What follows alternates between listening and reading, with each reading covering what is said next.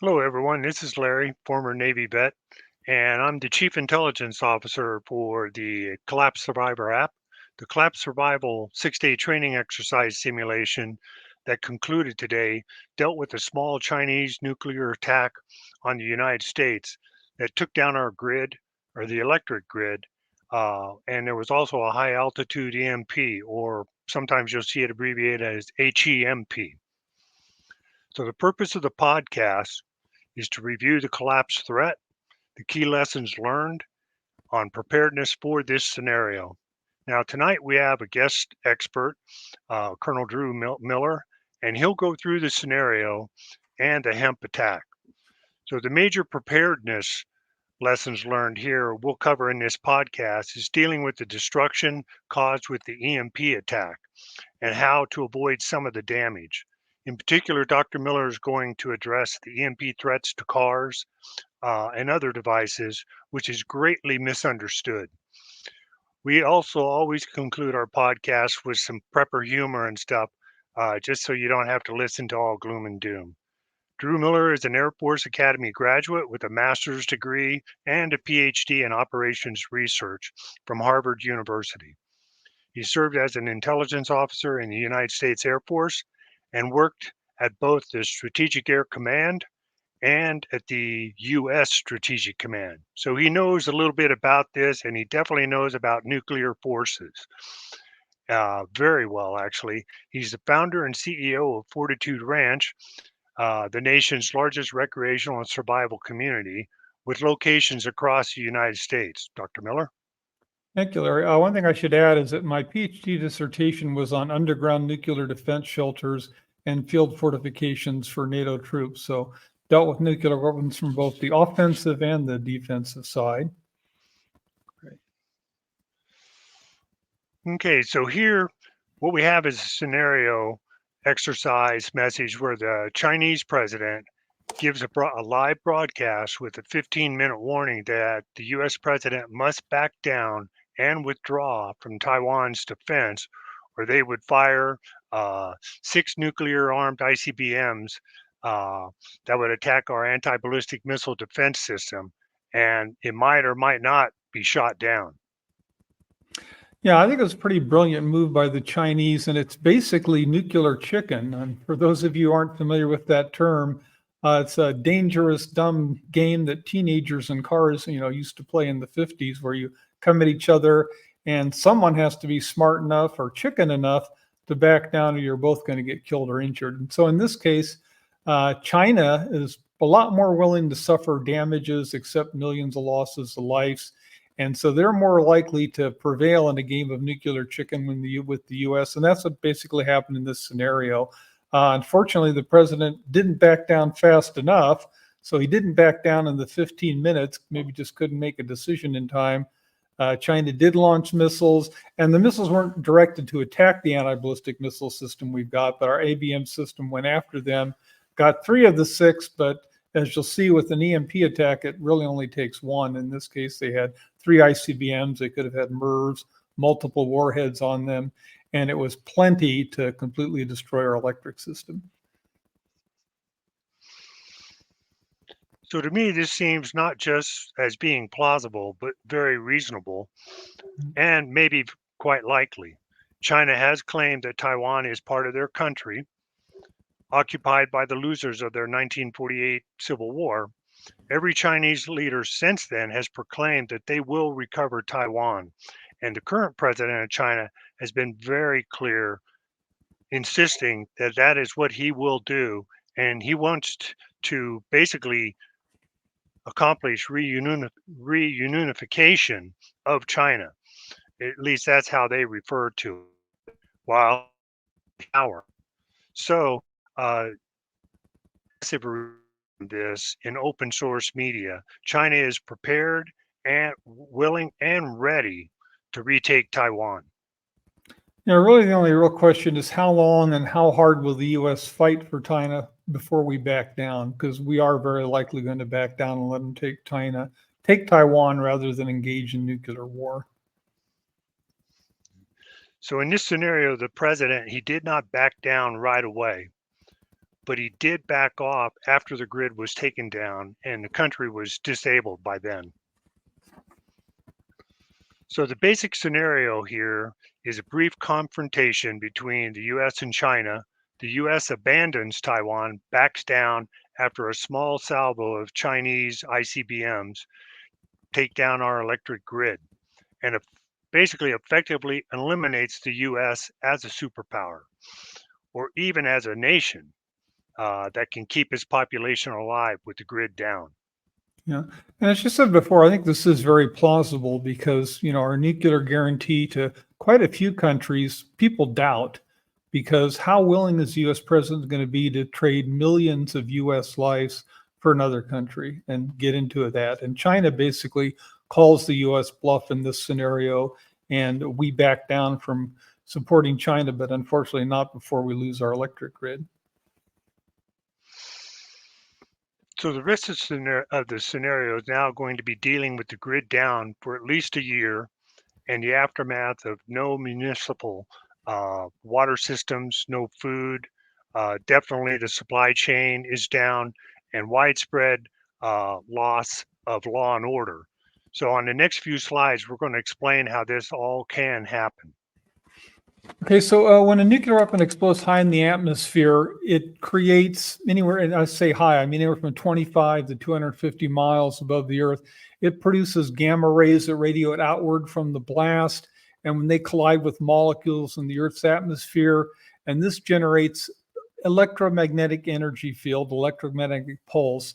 EMP, if you were to be subjected to it, it's not going to hurt you. It's not going to harm your cells, but it makes electrical devices, and especially if it's attached to a cable or antenna, they're like antennas. They collect the EMP and they destroy or fry electronics. And I won't get into a lot of the details, but the EMP arrives in 3 phases. There's a near instantaneous E1, and you will sometimes see these E1, E2, E3 terms. Then there's a high amplitude phase known as E2. And then there's this last thing is E3. And this E3 phase is probably the worst. It can last from several seconds to several minutes. And this occurs when the fireball from the nuclear detonation kind of wraps or warps the Earth's magnetic field. And just like a solar flare, causes a geomagnetic storm. And this is what generates a lot of the worst EMP that can destroy equipment. Okay. So on this slide here, you need to kind of just understand how far reaching it can be. So in this diagram here, it's just if you have one nuclear warhead, 480 miles, that's the coverage. If you're up to 1,400 miles, you cover the whole US. Well, the other thing you can do is just simply have several nuclear weapons. That way you get more power for your EMP effects, and you can still cover a large area. You just use several nuclear weapons. And again, in this one, there were 3 Chinese ICBMs that got through. And again, they could have multiple warheads on them. So the point is they absolutely obliterated the US electric system with just a handful of ICBMs. As we'll talk about later, North Korea could do this as well. You do not need good accuracy. I mean, you could be aiming for Nebraska and end up in Missouri, and that's okay. You're still going to have the impact you want in terms of taking down our grid. And when we lose the electric grid, that means there's no municipal water systems. So at this point, people have basically 3 days to find alternative sources of water, or you're going to start dying. And of course, grocery stores are going to be raided within the first hour or so. And you're not going to see large-scale food production for a year or years, because if the economy's not functioning, you don't get the input you need for big farming. You don't have the transportation you need to move the seeds and the fertilizer. And you're also not going to have law and order. So things aren't going to be functioning. And it's basically hell on earth during this period, with people dying from lack of water, starvation, marauders stealing for food to try to survive with no effective law enforcement. So that's the obvious consequences of our irresponsible government not taking precautions to harden our grid. We've known about these threats for decades, and not warning people that they need to be prepared for this. There was a congressional study, very well known one, called the EMP Commission, did reports in 2004 and 2008. They had access to classified research, absolutely top-notch officials and scientists working on this. They were even able to do some of their own testing, although there's extensive data already. And in their 2008 report to Congress, they reported that the cascading effects from even one or two relatively small nuclear weapons exploding in optimum locations in space would present almost certainly shutting down an entire interconnected electrical power system. They estimated it could affect 70% or more of the United States, and all in an instant. And again, quoting from the report, should significant parts of the electrical power infrastructure be lost for any substantial period of time, the Commission believes that the consequences are likely to be catastrophic, and many people may ultimately die for lack of the basic elements necessary to sustain life in dense urban and suburban communities. And in a lot of follow-up reports to this later on, the chairman of the EMP commissioner, former CI directors, they told Congress that you could lose up to 90% of the US population, not from the immediate effects of the EMP attack, but from no economic production, no food, no water systems, 90%. And North Korea is aware of this. They've quoted about how they could take down the US electric grid and cause immense destruction. And Russia actually helped them design their nuclear weapons to be optimized for EMP effect. So unfortunately, when the EMP hits up in the atmosphere, the EMP effect is collected by antennas, and there's no better antenna system out there than the electric grid. So all these long wires transmitting power, they collect the EMP and they bring it back. And that's what happens, what you see in this photo here, these huge transformers. There's actually a guy standing in front of one of those to give you an idea of how big and massive these things are. They're basically fried. They are destroyed. Replacing those things is going to take at least a year, most likely years, under good conditions. So lots of transformers, up to millions, not all necessarily this size, but millions of transformers in total need to be produced. And of course, not many of them are produced in the United States. Most of them are going to have to come from overseas. And if you recall from some of the message traffic in this scenario, China basically blocked Japan in our scenario because they're the dominant power now throughout East Asia. Told Japan, no, you're not sending transformers to the United States. Fortunately, in our scenario, Europe did help. But it will take years to get the grid back up. And in that time, again, you could lose up to 90% of the population, as we've been warned. You know, another thing that's not mentioned here is that when the grid does go down, the vast majority of our military power goes down with it. Yeah, that's absolutely true. Strategic nuclear forces are more robust, but the vast majority of our military forces, our military power is going to vanish when we lose our electric grid, because just like the economy and the civilian infrastructure, no electricity means it does not function. Now, you'll see diesel backup generators at hospitals and at some military bases and prisons. When you see those, you're basically looking at 3 or so days of power before they run out of fuel, and then no more electricity. If you think solar farms and wind generators are going to work, well, there's a good chance they will be destroyed, or parts of their system will be destroyed by the EMP. But even if they operate, even if you have some solar farm somewhere that works, how's it going to get the power transmitted without the transformers that you need and the grid being up? So that doesn't work either. So the estimates are at least a year. Many experts believe the time frame is even a longer period of years, multiple years, assuming we do receive some help overseas. And as you saw and mentioned by Dr. Miller, in the scenario, China worked to block Japan from providing the supplies, the replacement transformers, to try and even rebuild or replace ours that were down. If you really want to, basic scenario. Oh, go sorry, ahead, Dr. Miller. Sorry.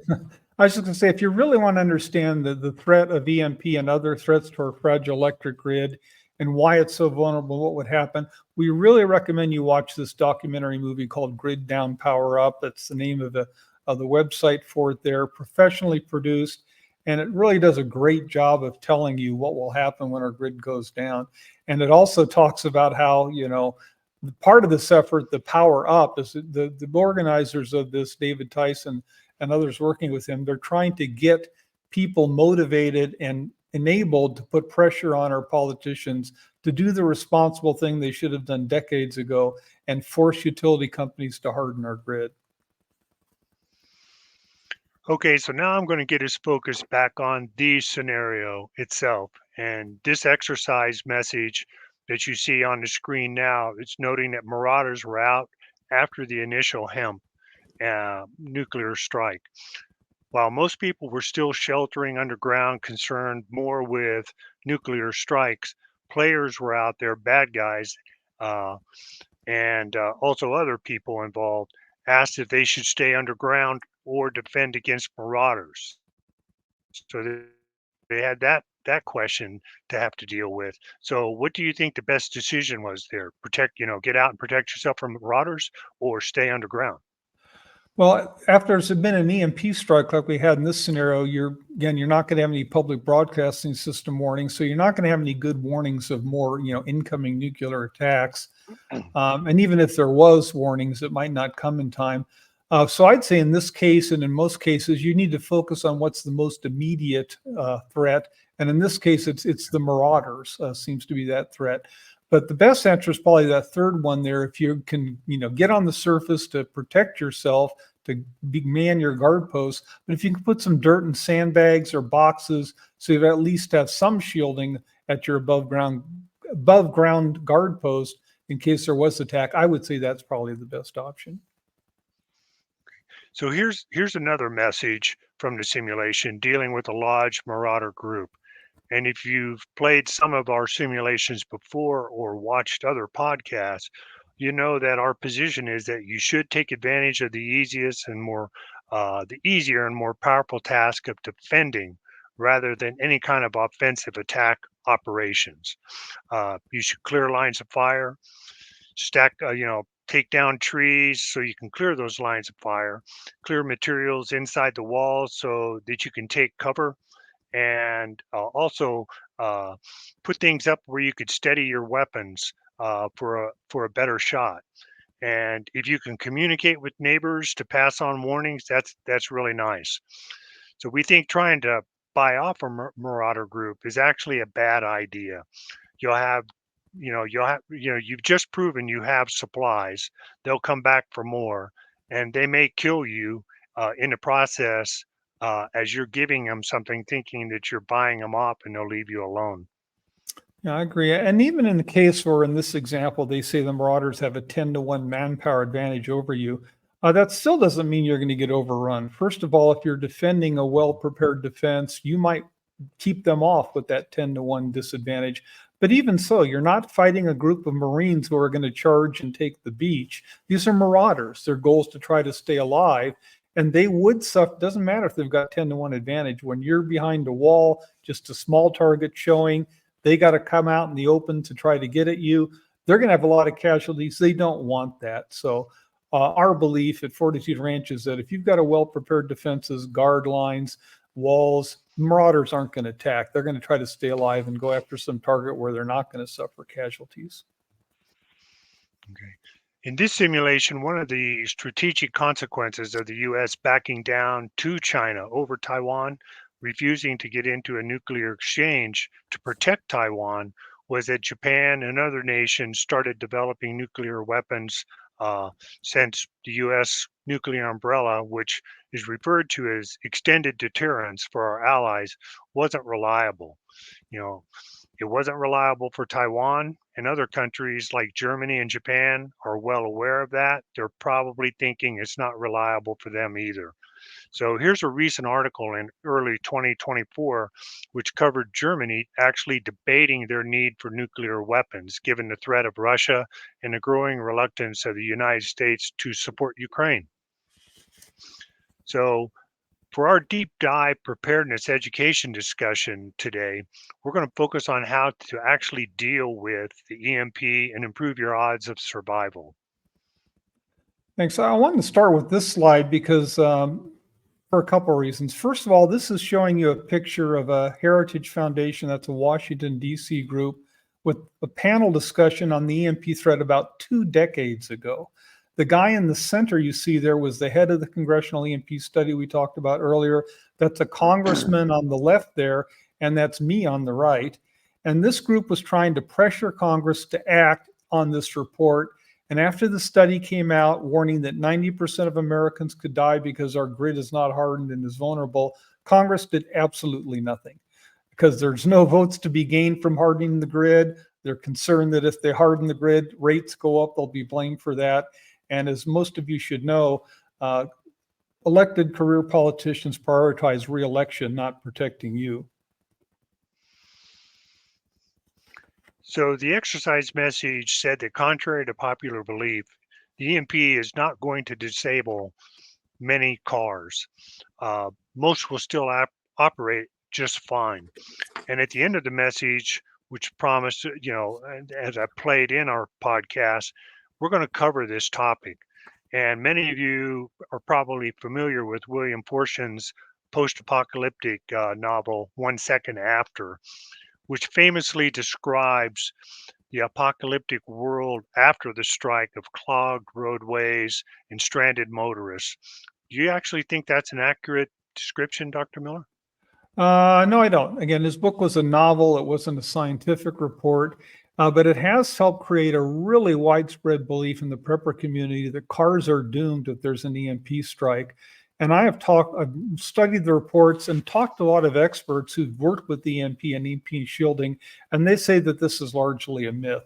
Electric cars may be vulnerable, but a typical fuel-injected gas or diesel vehicle, a modern one, even one that does have a lot of computer chips in it, as cars have had for decades now, they're not going to be destroyed by EMP. And there's two major reasons for this. First of all, the metal body of that car is very good to shield out a lot of the EMP. Not necessarily all of it, but a lot of it. But the second, even more important thing is there's no antenna.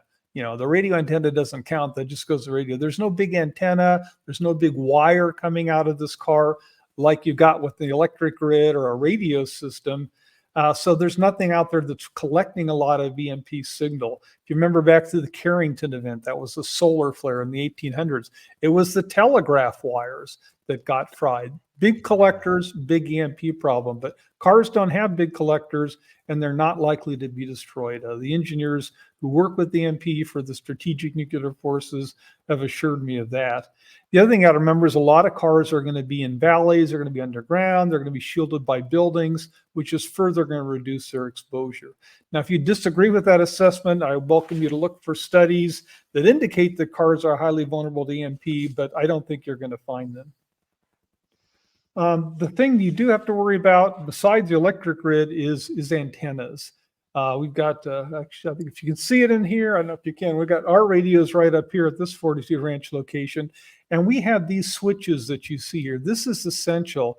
Do not leave your HF radios, most of which have huge antennas outside. Some of them are wire antennas, could be 50 feet long.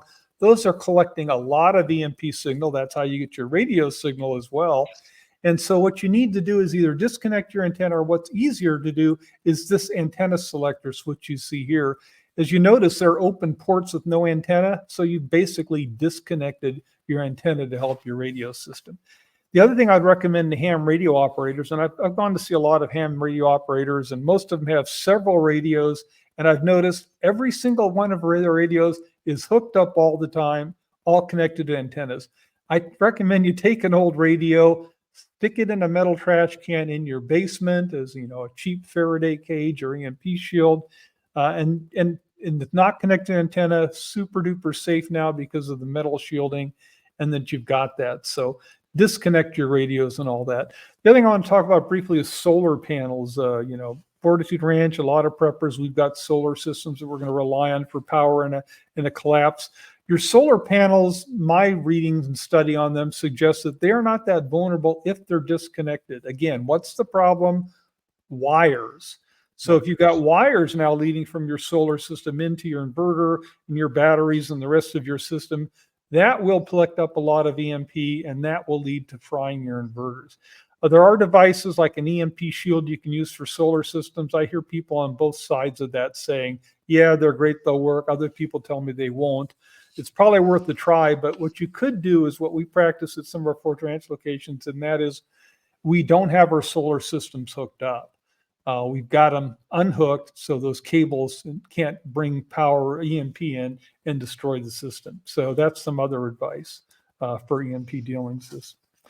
So this is an old 1958 report, and it's a really good one, 1950s from USDA, on how farmers and ranchers can continue to deal with fallout and continue to produce.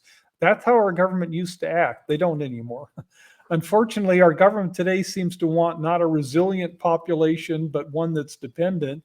And they want you to just trust in government, and they don't provide warnings like this anymore. This is what government tells you to do today. Here's the guidance, and it is wait for the government to tell you what to do. That's their helpful guidance to people now. And again, this goal seems to be, let's have a dependent population, dependent on government, asking for the government all the time what to do. Now, these are my own private opinions. I'm not speaking for Collapse Survivor or Fortitude Ranch, but I am really bothered by this. These career politicians, government officials, and lawyers, I refer to them as the perverted triangle. They seem to want people to be dependent on government, subservient, always trusting in government to take care of you. And I guarantee you that that's a great way to get killed in a collapse situation if you think the government is going to take care of you. Our government and your odds of surviving a collapse, I think, are very bad because the 10th Amendment is effectively gone. The federal government no longer follows its limits.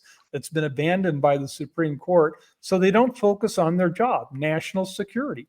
They're not focused on that. They're career politicians now focused on re-election. And it's not just the electric grid they've refused to harden. You're not getting honest warnings about H5N1 and quite a few other things. The government just says, no worries, just rely on us, trust us, and we'll take care of you. So this is concluding our coverage of the scenario that ran this past week.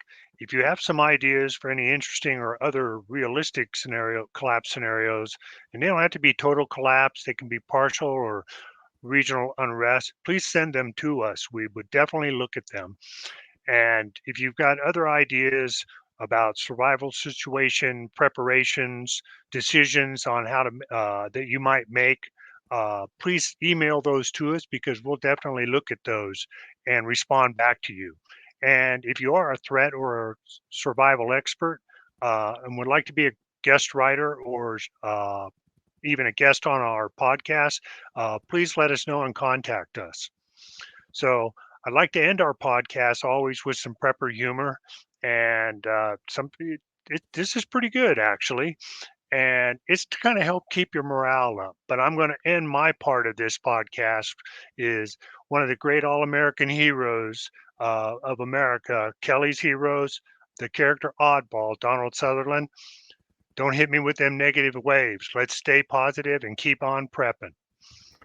And my sign off is, prepare for the worst, enjoy the present. Thank you.